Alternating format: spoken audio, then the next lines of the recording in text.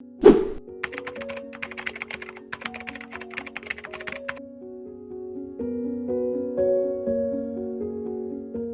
বন্ধ করে একবার ভাবুন তো, দুপুরে কবজি ডুবিয়ে খেয়ে লম্বা একটা ঘুম দিলেন।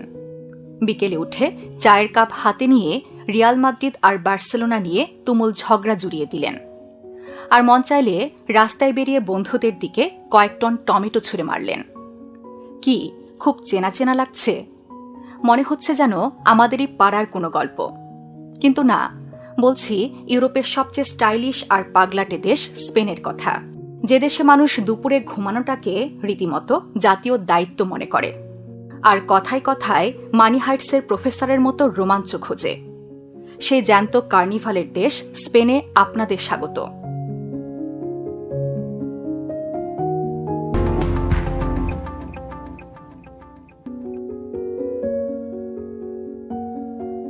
ইউরোপ মহাদেশের দক্ষিণ পশ্চিমে আইবেরিয়ান উপদ্বীপে অবস্থিত স্পেনের ভৌগোলিক সীমানা যেন বৈচিত্র্যের এক অপূর্ব ক্যানভাস।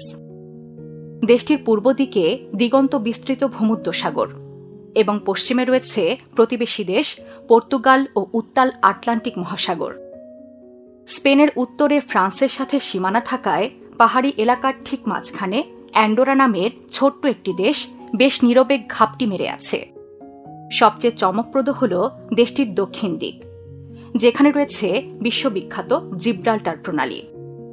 এই প্রণালীটি এতটাই সরু যে স্পেনের দক্ষিণ উপকূল থেকে আটলান্টিক আর ভূমধ্যসাগরের মিলনস্থল পার হলেই সোজা আফ্রিকা মহাদেশের দেশ মরক্কোয় পা রাখা যায়। মনে হয় যেন এক পা ইউরোপে তো অন্য পা আফ্রিকায়। স্পেনের মোট আয়তন প্রায় 5,05,990 বর্গ কিলোমিটার, যা একে ইউরোপীয় ইউনিয়নের দ্বিতীয় বৃহত্তম দেশে পরিণত করেছে। দেশটির বর্তমান জনসংখ্যা প্রায় 4,86,00,000। দেশটির আয়তন বিশাল হলেও এর জনসংখ্যার ঘনত্ব বেশ কম। স্পেনের ইতিহাস যেন এক মহাকাব্যিক থ্রিলার, যেখানে পাতায় পাতায় লুকিয়ে আছে উত্থান পতনের নানা গল্প। প্রাচীন রোমান সাম্রাজ্যের পর এই ভূখণ্ডে দীর্ঘ সময় রাজত্ব করেছে মুসলিম মোড়রা। এরপর শুরু হয় খ্রিস্টান রাজাদের শাসন। তবে স্পেনের ভাগ্যের চাকা সবচেয়ে বড় মোড় নেয় 1492 সালে। ক্রিস্টোফার কলম্বাসের আমেরিকা আবিষ্কারের মধ্য দিয়ে স্পেন রাতারাতি পরিণত হয় বিশ্বের অন্যতম বিশাল ও শক্তিশালী সাম্রাজ্যে। এত বর্ণিল ইতিহাস আর গল্পের ছড়াছড়ি থাকলেও স্পেনের জাতীয় সঙ্গীতে গাওয়ার মতো কোনো শব্দই নেই। বিশ্বের যে 4টি দেশের জাতীয় সঙ্গীতে কোনো লিরিক্স নেই, স্পেন তার মধ্যে অন্যতম। স্পেনের অর্থনীতি মূলত পর্যটন, কৃষি এবং উৎপাদন শিল্পের উপর নির্ভরশীল। ইউরোপের অন্যতম শক্তিশালী এই অর্থনীতি নবায়নযোগ্য শক্তিতেও বেশ এগিয়ে। অনেকেই ভাবেন ইতালিতে সবচেয়ে বেশি অলিভ অয়েল তৈরি হয়, কিন্তু বিশ্বের মোট অলিভ অয়েলের প্রায় 44% একাই উৎপাদন করে স্পেন, যা পৃথিবীর যে কোনো দেশের চেয়ে অনেক বেশি। ভ্রমণ পিপাসুদের কাছে স্পেন কোনো সাধারণ দেশ নয়, এটি যেন ইতিহাস আর সৌন্দর্যের এক জীবন্ত ক্যানভাস।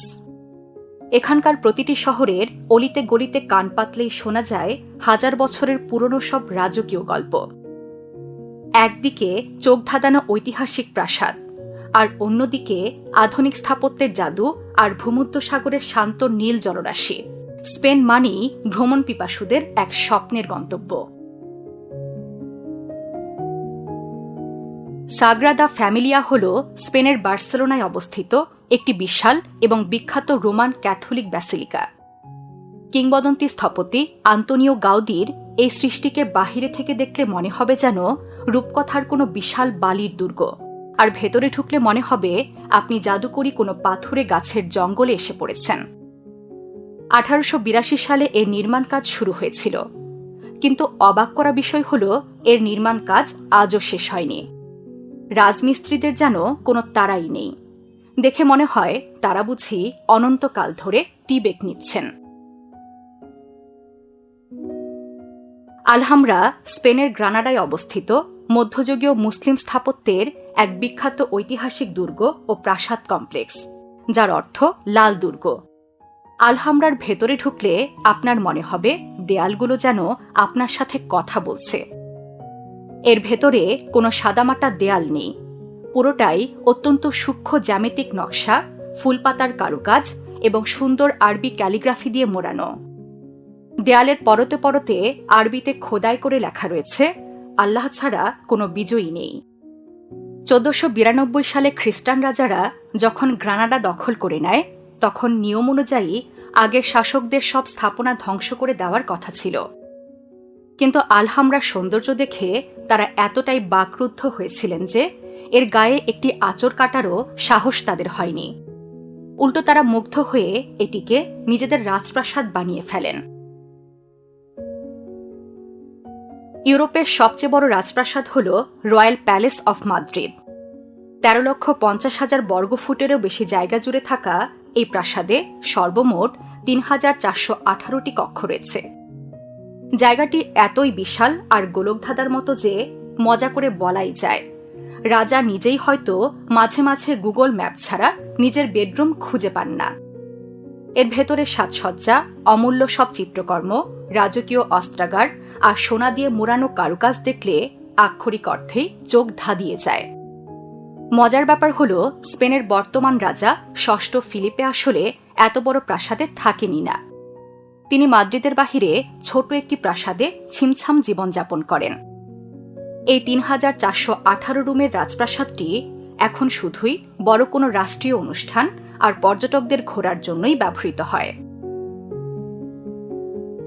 স্পেন মানেই যে শুধু রাজপ্রাসাদ আর ঐতিহাসিক দালান কোঠা, তা কিন্তু মোটেও নয়। এর প্রাকৃতিক সৌন্দর্য দেখলে যে কারো চোখ কপালে উঠতে বাধ্য।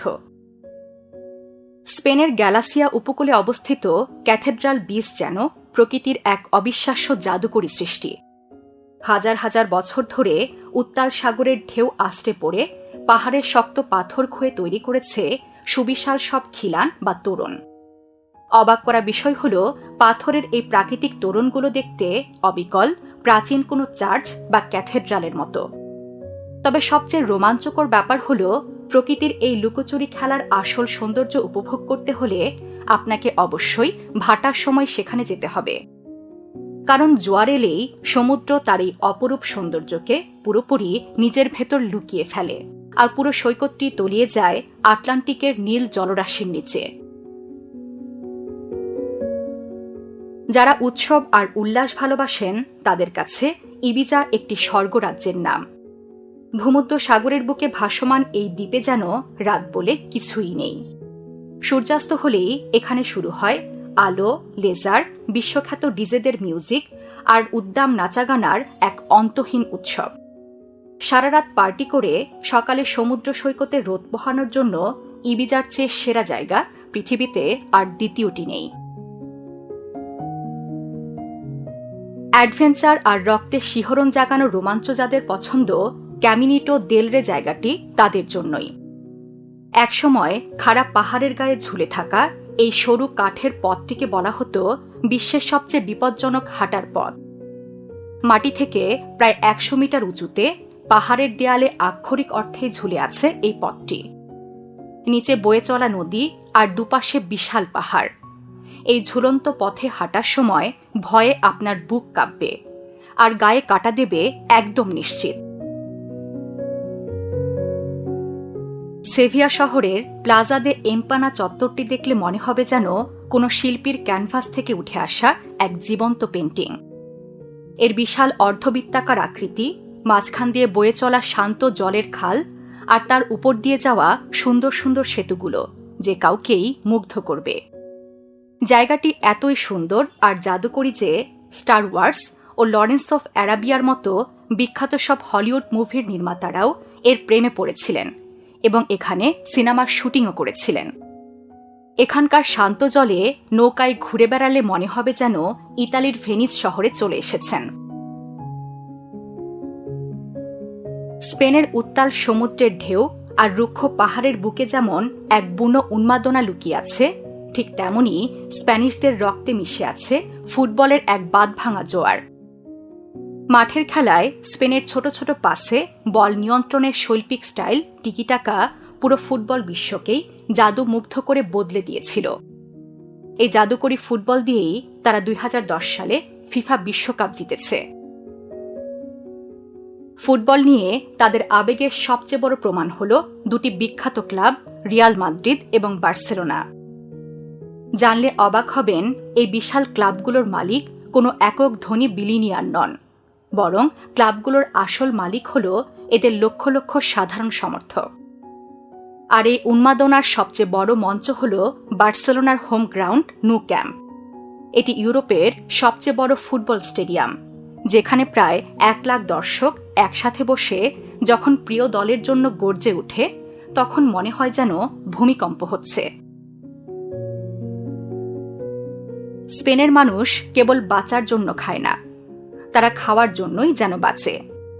স্প্যানিশদের কাছে খাবার মানেই আনন্দ, উৎসব আর বন্ধুদের সাথে জমজমাট আড্ডা। আর দুপুরে কবজি ডুবিয়ে পেট পুড়ে খাওয়ার পর তাদের যে জিনিসটা চাই তা হল সিয়েস্তা বা দুপুরের ভাত ঘুম। স্প্যানিশরা দুপুরের এই ঘুমটাকে এতটাই সিরিয়াসলি নেন যে পেট ভরে খাওয়ার পর দুপুরবেলা দোকানপাট থেকে শুরু করে অনেক অফিস পর্যন্ত বন্ধ করে দিয়ে তারা নাক ডেকে ঘুমায়। ভাবুন তো, দুপুরে খাওয়ার পর বিছানায় গড়িয়ে শান্তির একটা ঘুম দেওয়াটাকে যদি কেউ জাতীয় ঐতিহ্য বলে চালিয়ে দেয়, তবে তার চেয়ে মজার আর কি হতে পারে। জেনে অবাক হবেন, গিনেস ওয়ার্ল্ড রেকর্ডস অনুযায়ী পৃথিবীর সবচেয়ে পুরনো এবং আজও চালু থাকা রেস্তোরাঁটি স্পেনের রাজধানী মাদ্রিদে অবস্থিত। 1725 সালে প্রতিষ্ঠিত সোব্রিনো দে বোতিন নামের এই রেস্তোরাঁটি গত প্রায় 300 বছর ধরে একদিনের জন্য তাদের চুলার আগুন নিভতে দেয়নি। বিখ্যাত লেখক আর্নেস্ট হেমিংওয়েও এখানে বসে খেতে খুব ভালোবাসতেন। খাবার দেখে জিভে জল আসে, এটা তো স্বাভাবিক, কিন্তু খাবার দেখে কি আপনার যুদ্ধ করতে ইচ্ছে করে? স্প্যানিশদের ক্ষেত্রে ঠিক এমনটাই ঘটে। স্পেনের মানুষ যে কতটা আমুদে আর পাগলাটে হতে পারে তার সবচেয়ে বড় প্রমাণ হল লা টোমাটিনা। প্রতি বছর আগস্ট মাসে স্পেনের ছোট্ট শহর বুনিওলে বসে দুনিয়ার সবচেয়ে বড় এই ফুড ফাইটের আসর। সময় বরাদ্দ মাত্র 1 ঘন্টা, আর এই 60 মিনিটেই একে অপরের দিকে ছোড়া হয় 120 টন লাল টুকটুকে পাকা টমেটো। হাজার হাজার মানুষের উন্মাদনায় পুরো শহরের রাস্তাঘাট মুহূর্তেই পরিণত হয় টমেটোর রসের এক বিশাল লাল নদীতে। তবে চরম পাগলামির মাঝেও স্প্যানিশদের একটা দারুণ নিয়ম আছে। খেলায় মেতে উঠে কেউ যেন ব্যথা না পায়, তাই ছোড়ার আগে প্রতিটি টমেটোকে অবশ্যই হাত দিয়ে পিষে নরম করে নিতে হয়। আর সবচেয়ে মজার ব্যাপার কি জানেন? 1 ঘন্টার এই যুদ্ধ শেষে ফায়ার সার্ভিসের বিশাল হোস পাইপ দিয়ে যখন পুরো শহর ধুয়ে ফেলা হয়, তখন টমেটোর প্রাকৃতিক অ্যাসিডের জাদুতে বুনিওল শহরের রাস্তাঘাট ধুয়ে মুছে একেবারে নতুনের মতো ঝকঝকে হয়ে যায়।